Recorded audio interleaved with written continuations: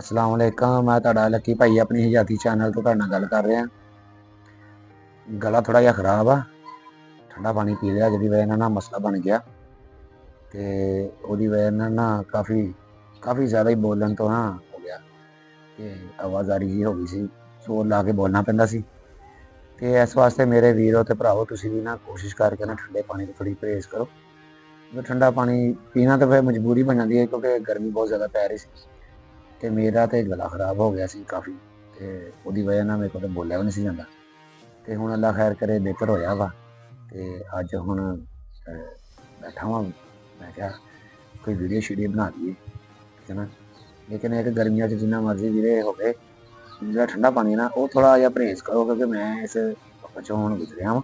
मैनूं पता कि ठंडा पानी जो है ना बहुत तंग करदा बंदे नूं मुड़ के बाद च, क्योंकि ठंडा पानी पीन नूं दिल तो बहुत करदा बंदा दा, जदों पी लैंदा ना फिर आवाज़ जिहड़ी ना निकलणों हट जांदी है। बाकी दुआओं याद रखियो, बड़ी मेहरबानी। अल्लाह हाफ़िज़।